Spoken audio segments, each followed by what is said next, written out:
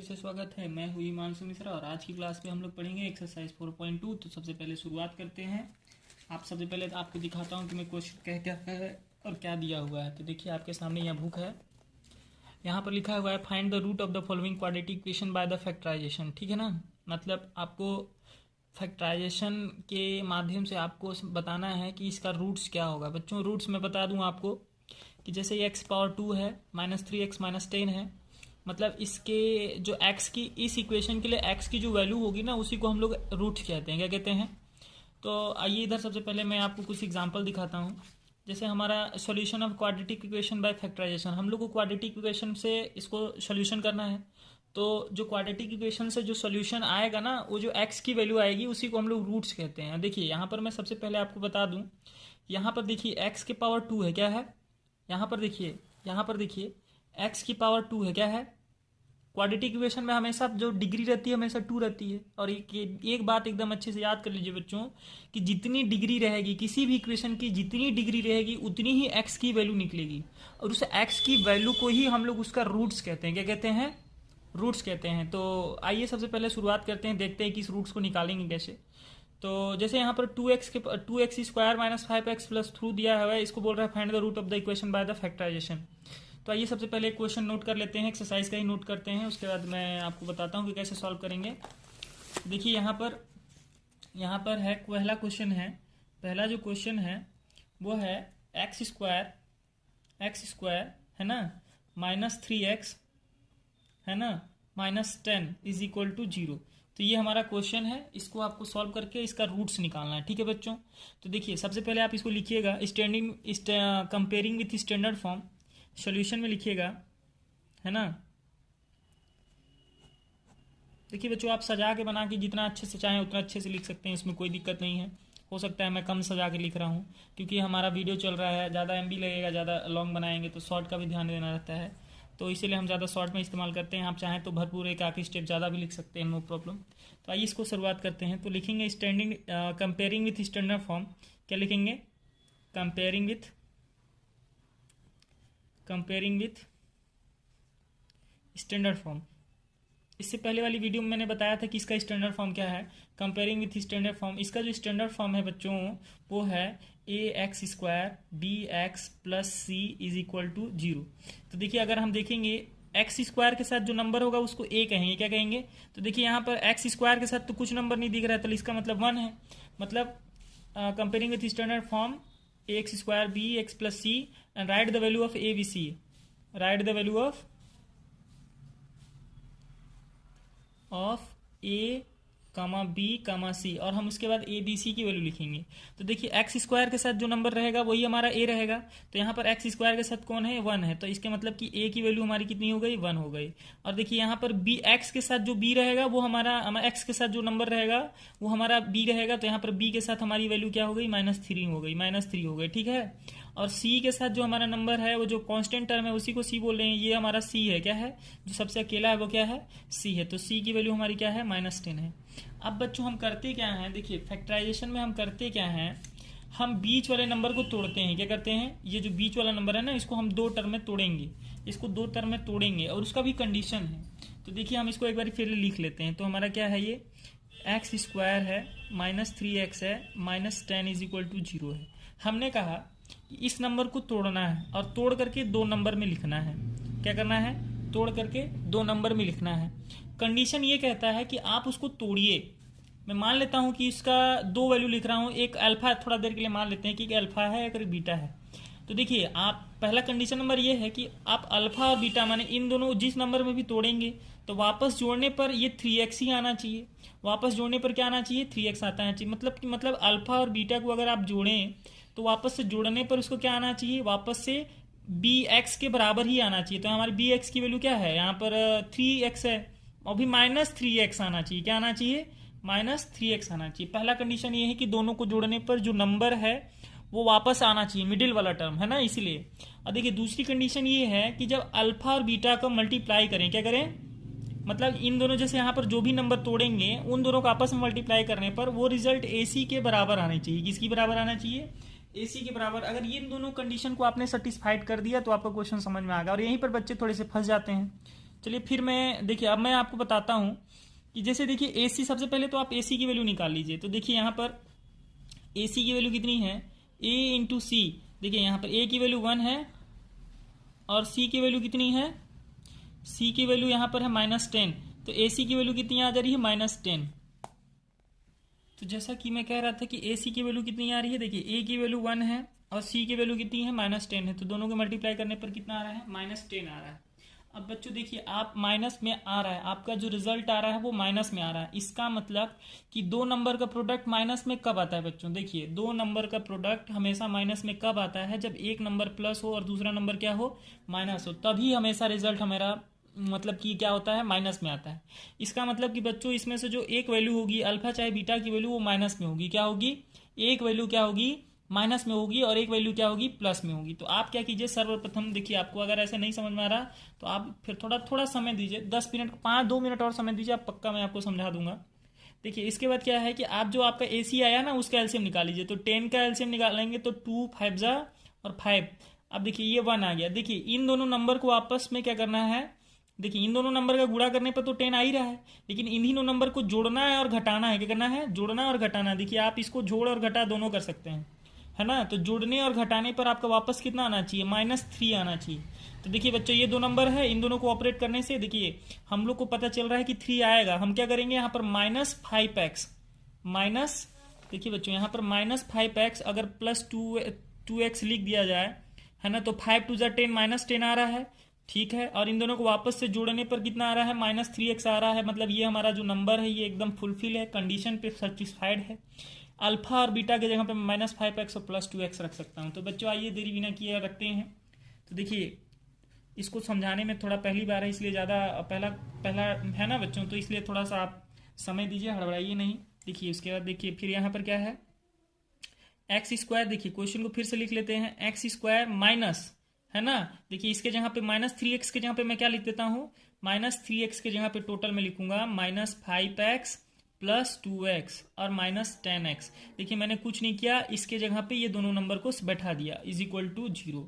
अब आपने क्या करना है, पेयरिंग करना है, मतलब दो दो का पेयर बनाना है, ऐसे दो दो का पेयर बनाना है ऐसे। अब देखिए इसमें से जो नंबर आपको कॉमन दिखेगा इसको बाहर निकाल दीजिए। क्या कीजिए, जो नंबर आपको कॉमन दिखे, मतलब कॉमन मतलब जो नंबर यहाँ पर भी हो और जो नंबर यहाँ पर भी हो उसको उसमें बाहर निकालना है। तो देखिए मुझे x यहाँ पर भी है, x यहाँ पर भी है, तो मैं इसको निकाल लेता हूँ, है ना। तो x को मैं बाहर निकालूंगा तो यहाँ x, फिर यहाँ ब्रैकेट, देखिए यहाँ पर x 2 है, x⁻2 का मतलब x 2 है, तो एक x बाहर चला गया तो एक x अंदर बचा। उसके बाद यहाँ पर माइनस है तो माइनस लगा दीजिए। उसके बाद देखिए x यहाँ से चला गया तो केवल क्या बचा, 5 बचा, तो यहाँ 5 लिख दीजिए। उसके बाद यहाँ पर देखिए प्लस साइन है, प्लस कर दीजिए। अब देखिए इन दोनों नंबर देखिए क्या कॉमन है, तो देखिए कॉमन यहाँ पर जैसे 2 के टेबल में 10 आता है, मतलब कि यहाँ पर मैं इसको 5 × 2 भी लिख सकता हूँ। क्या लिख सकता हूँ, 5 2 10 आ रहा है, तो 2 यहाँ पर भी है, 2 यहाँ पर भी है, तो 2 कॉमन ले लीजिए। क्या कीजिए, 2 कॉमन लेंगे तो यहाँ पर x बचेगा और यहाँ पर क्या बचेगा, 5। अब देखिए बच्चों यहाँ पर दोनों नंबर, यहाँ पर भी x - 5 x - 5 सेम है। अगर आपका सेम आ रहा है तो आंसर सही है, अन्यथा गलत है। आप इन दोनों नंबर को एक जगह लिख दीजिए, तो x - 5 कर दीजिए और यहाँ पर एक, अब जो बचा हुआ नंबर है ये वाला नंबर और ये वाला नंबर, इसको एक ब्रैकेट में लिख दीजिए। तो x + 2 x - 2 आपका इसका फैक्टर आ गया, है ना। अब इसको आप क्या कीजिए, इसको 0 के बराबर इक्वेट कर दीजिए। तो देखिए x - 5 केस नंबर 1 कर देंगे आप। देखिए x - 5 = 0 कर दीजिए पहला सिचुएशन, और x + 2 = क्या कर दीजिए, 0 कर दीजिए, ठीक है बच्चों। तो आप x - 5 = अगर 0 इसमें पुट करते हैं तो ये इधर जाके क्या हो जाएगा, x की वैल्यू 5 हो जाएगी। तो x की वैल्यू 5, यहाँ से एक वैल्यू निकलती है और यहाँ से x की वैल्यू क्या निकलती है, x = -2, यहाँ से x की वैल्यू दूसरी वैल्यू निकलती है। अगर बच्चों आपको चेक करना है कि आपका आंसर सही है कि गलत, तो आप वापस से इस वैल्यू को इस इक्वेशन में पुट कर सकते हैं। इस इक्वेशन में अगर x के जगह पे यहाँ पर 5 रखने पर, है ना, आपका वैल्यू ये पूरा इक्वेशन 0 हो जाता है, इसका मतलब आपका आंसर सही है, अन्यथा आपका आंसर गलत है। तो चलिए मैं एक पुट करके दिखा देता हूँ, बाकी आप अपने से कीजिएगा। तो देखिए ये चेक कर रहे हैं, आपको इसको इक्वेशन, आपको मतलब इसको एग्जाम में चेक नहीं करना है, क्वेश्चन में आपको चेक करने के लिए दिया नहीं है, बस मैं आपकी एक्स्ट्रा इन्फॉर्मेशन के लिए बता रहा हूँ। तो देखिए x का वैल्यू x² - 3x है ना, -10 है, ठीक है ना। देखिए x की वैल्यू 5 है तो 5 का स्क्वायर 25, 3 × 5 की वैल्यू कितनी है, x की वैल्यू 5 - 10। तो देखिए 5 3 5 = 15, है -15 -10 इज इक्वल टू 25। देखिए आप इसको सॉल्व करेंगे तो 0 ही आएगा। तो इस तरीके से आप चेक भी करते हैं। तो आइए बच्चों फटाक से दूसरी क्वेश्चन पे चले जाते हैं, और इस क्वेश्चन को आप अच्छे से देख करके 2-3 बार अभ्यास कर लीजिए, तभी आगे क्वेश्चन पे जाइएगा। क्योंकि देखिए बच्चों इस क्वेश्चन को मैंने अच्छे से बताया हूँ, हो सकता है कि आगे के क्वेश्चन को और ज़्यादा अच्छे से ना बताऊँ, शॉर्टकट में बताऊँ, इसलिए आप इसको अच्छे से नोट कर लीजिए, उसके बाद आगे बढ़ते हैं हम लोग, ठीक है। तो देखिए मैंने आपको क्वेश्चन को एक बार पूरा दिखा दिया है। चलिए अब अगली क्वेश्चन की तरफ बढ़ जाते हैं। देखिए हमारा अगला क्वेश्चन है, ठीक है, अगला क्वेश्चन है हमारा क्या है अगला क्वेश्चन हमारा 2x² plus x minus 6 is equal to 0। तो ये हमारा क्वेश्चन है। अब comparing with standard form write the value of A B C. बच्चों आप अपने से लिखिएगा, मैं इसका डायरेक्ट सोल्यूशन करूंगा। तो देखिए इसका सोल्यूशन में मैं क्या करूंगा, सबसे पहले ए सी की वैल्यू निकालूंगा। क्या निकालूंगा, तो a इंटू सी की वैल्यू। देखिए आप बच्चों ध्यान से देखिएगा, तो x² के साथ जो नंबर मल्टीप्लाई होता है वही a होता है, मतलब 2, और c की वैल्यू -6 है, तो मतलब -12 आ रहा है। फिर से वही कॉन्सेप्ट, माइनस में आ रहा है, मतलब एक नंबर पॉजिटिव होगा और एक नंबर नेगेटिव होगा। तो देखिए 12 का आप अगर सबसे पहले एलसीएम निकाल लीजिएगा, तो 12 का एलसीएम कितना निकलेगा, 12 का एलसीएम 2 6 2 3 3 1 आ रहा है। मतलब इन्हीं तीनों नंबर से आपने क्या करना है, इस प्रकार इसको नंबर को अरेंज करना है कि आपका 1 आना चाहिए। क्या आना चाहिए, देखिए यहाँ पर 1x लिखा हुआ है ना, मतलब 1x लिखा हुआ है, मतलब 1 आना चाहिए। तो देखिए बच्चों सीधा सा फंडा है, 4x minus 4x plus 3x, sorry plus 4x minus 3x करेंगे। क्या करेंगे, तो देखिए प्लस फोर में से 3 जाएगा तो 1x बचेगा। तो ये हमारा राइट आंसर है। हम x की जगह पे क्या लिखेंगे, 4x माइनस 3x लिखेंगे। देखिए इसमें से इन दोनों को जोड़ दिया तो 4 हो गया, और इसमें से 3 माइनस कर दिया तो 3 आ गया। तो इन्हीं नंबर, देखिए ये एलसीएम निकालने का क्या मतलब है कि ये इसमें जो नंबर रहेगा ना उसी से आपको अरेंज करना है, जुड़ना है, तो इससे आपको ज़्यादा आसानी से आंसर निकलेगा। तो देखिए यहाँ पर क्या करते हैं, 2x² है ना, इसके जगह पे हम लोग क्या करते हैं, प्लस 4x माइनस 3x लिखते हैं, -6 इज इक्वल टू 0। तो यहाँ से देखिए अब क्वेश्चन क्या बनेगा, अब इसमें से फिर से वही कॉमन करना है आपको, इस तरीके से है ना, इस तरीके से कॉमन निकालना है। तो देखिए यहाँ पर 2x है, देखिए 2 के टेबल में 4 आ रहा है, मतलब 2 इसमें कॉमन है, और x में यहाँ भी है और x यहाँ भी है, मतलब 2x दोनों कॉमन है। तो 2x कॉमन लेंगे तो देखिए यहाँ से 2 बाहर चला गया, और x पावर 2 है, मतलब 2x है, तो 1x बचा यहाँ पर। अब देखिए यहाँ से 2x कॉमन, देखिए x तो पूरा पूरा चला गया, और इसको हम लोग क्या लिख सकते हैं, 2 इंटू 2। तो जब 2 बाहर चला गया तो एक 2 अंदर बचा, तो ये 2 हो गया है ना। अब देखिए यहाँ से -3 को कॉमन ले लीजिएगा। देखिए बच्चों अगर माइनस हमेशा लोग कॉमन ले रहे हैं ना, तो अंदर का साइन चेंज होता है। मतलब यहाँ से ये तो ये देखिए इसको यहाँ पर 3, देखिए 3 कॉमन लिए तो x बचा, और यहाँ पर प्लस 3 2 जा 6, मतलब 3 इंटू 2 लिख सकते हैं। तो यहाँ पर 2 बचेगा, कितना बचेगा 2। देखिए फिर से हमारा यहाँ पर अंदर सॉरी प्लस हो जाएगा, यहाँ पर अंदर में माइनस साइन लेने से अंदर का साइन चेंज हो जाता है, इसलिए प्लस हो जाएगा। अगर आप वापस से मल्टीप्लाई करेंगे तो ही नंबर आएगा। तो देखिए बच्चों यहाँ से अब ये देखिए दोनों सेम हो गया, मतलब आंसर सही है। अब इसका मतलब x प्लस 2 को आप एक ब्रैकेट में लिखिए, और ये जो नंबर बच गया, ये दोनों नंबर बच गया, उसको एक ब्रैकेट में लिखिए। इस तरीके से आपका आंसर हो गया। अभी इसको इक्वेटिंग 0 के बराबर इक्वेट कीजिए, इक्वेटिंग इज इक्वल टू 0। तो यहाँ से देखिए केस नंबर 1 में आपका आंसर क्या आ जाएगा, है ना, केस नंबर 1 में x plus 2 is equal to 0, then x की वैल्यू -2। और यहाँ से केस नंबर 2 में क्या आ जाएगा, है ना, 2x minus 3 is equal to 0। तो यहाँ से देखिए ये इधर जाएगा तो 2x इज इक्वल टू कितना हो जाएगा, +3, और यहाँ से x की वैल्यू कितनी आ जाएगा, 3/2। तो बच्चों ये आपका आंसर हुआ। चलिए अगले क्वेश्चन की ओर बढ़ते हैं, एक क्वेश्चन और कर देते हैं फटाक से। देखिए बच्चों यहाँ पर ये नेक्स्ट क्वेश्चन करते हैं। बच्चों जैसे जैसे मैं क्वेश्चन आगे बताते जाऊँगा, मैं शॉर्ट लिखता जाऊँगा, आप अच्छे से नोट करते जाइए और पूरे क्वेश्चन को अच्छे से विधिवत बनाइएगा, ठीक है बच्चों। तो आइए क्वेश्चन नंबर 3 की तरफ बढ़ते हैं। एक काम करते हैं, क्वेश्चन नंबर 3 को, हाँ चलिए क्वेश्चन नंबर 3 को बता देते हैं। क्वेश्चन नंबर 3 देखिए बच्चों थोड़ा सा इंपॉर्टेंट और थोड़ा सा हार्ड भी है, थोड़ा सा बच्चों को समझने में दिक्कत होगा। तो आइए क्वेश्चन नंबर 3 को अच्छे से देखिएगा और अच्छे से समझिएगा, ठीक है। तो क्वेश्चन नंबर 3 है √2x², है ना, +7x + 5√2, है ना, इज इक्वल टू 0 है क्वेश्चन। तो सबसे पहले आप AC का वैल्यू निकाल लीजिए।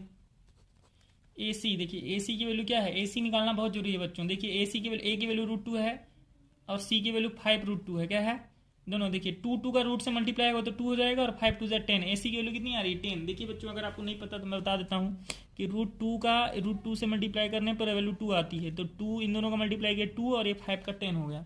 ठीक है बच्चों, AC की वैल्यू 10 आ गई। तो इसका जो एलसीएम निकालेंगे तो हम पता है बच्चों 5 इंटू 2 आएगा। देखिए ये 10 है तो 10 5 5 1 मतलब 2 इंटू, यही दो नंबर है, इन्हीं को अरेंज करना है। तो देखिए यहाँ पर 7x है, मतलब अगर मैं 5x प्लस 2x लिखता हूँ तो 7x आ रहा है, तो इसी नंबर को यहाँ पर लिखना है बच्चों। आपको समझ में आ रहा होगा। तो देखिए हम यहाँ पर क्या करते हैं, √2x² है ना, plus 5x plus 2x plus 5√2 है ना, = 0 लिखते हैं। क्या लिखते हैं, 5√2 बच्चों। अगर अब फिर से वही बात, फिर से पेयरिंग करना है आपने, ऐसे पेयर कर दीजिए, है ना, पेयर कर दीजिए। उसके बाद देखिए बच्चों आपको क्या करना है, देखिए उसके बाद यहाँ पर देखिए x है और यहाँ पर भी x है, मतलब x कॉमन है, तो आप x कॉमन निकाल दीजिए। तो यहाँ पर देखिए √2x बचेगा। क्या बचेगा बच्चों, x 2 था तो एक x बाहर गया तो 1 बचा, और यहाँ पर क्या बचेगा 5, ये हो गया।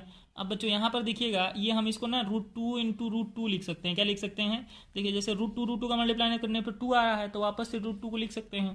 तो देखिए इसमें से एक √2 को बाहर ले लेते हैं, एक √2 को बाहर ले लेंगे तो अंदर में देखिए ये वाला √2 बचेगा और ये वाला x बचेगा, तो √2x बचेगा। बच्चों अगर आपको ये नहीं समझ में आया तो आप एक बार फिर से वीडियो को रिवाइंड करके देखिए, 3-4 बार देखिए, जब तक आपको समझ में ना आए। देखिए यहाँ पर भी √2 है तो बाहर चला गया है, और ये प्लस यहाँ पर 5 बचेगा। क्या बचेगा, ये आ गया, = 0। तो बच्चों आपको इतना समझ में आ रहा होगा। अब देखिए क्या करेंगे, ये देखिए हमारा दोनों ब्रैकेट में सेम हो गया है, सेम हो गया मतलब सही है। इसका मतलब कि आपने क्या करना है, √2x प्लस 5 है ना, और एक ब्रैकेट में लिख देना है, और बाकी वाले को क्या करना है, एक ब्रैकेट में लिख देना है। तो x प्लस √2 = 0। अब देखिए बच्चों इसका मतलब ये है कि इसकी वैल्यू 0, देखिए इन दोनों का प्रोडक्ट 0 है, मतलब इसका वैल्यू 0 होगा या तो इसका वैल्यू 0 होगा, तो दोनों का वैल्यू 0 होगा। तो आप दोनों को 0 के बराबर इक्वेट कर दीजिएगा और वहाँ से x की वैल्यू निकाल लीजिएगा। देखिए मैं यहाँ पर डायरेक्ट लिख दे रहा हूँ, एक x की वैल्यू यहाँ पर हो जाएगी -5/√2 और एक x की वैल्यू हो जाएगी -√2। आप इसको सॉल्व कर लीजिएगा आराम से 0 के बराबर इक्वेट करके। तो बच्चों आज की वीडियो में इतना ही। वीडियो को प्लीज़ अगर अच्छा लगा हो तो लाइक और सब्सक्राइब कर दीजिए, और एक बार मैं आपको फिर से दिखा देता हूँ पूरा क्वेश्चन को, आप अच्छे से नोट कर लीजिएगा। देखिए बच्चों आपको पूरा क्वेश्चन दिखाई दे रहा है।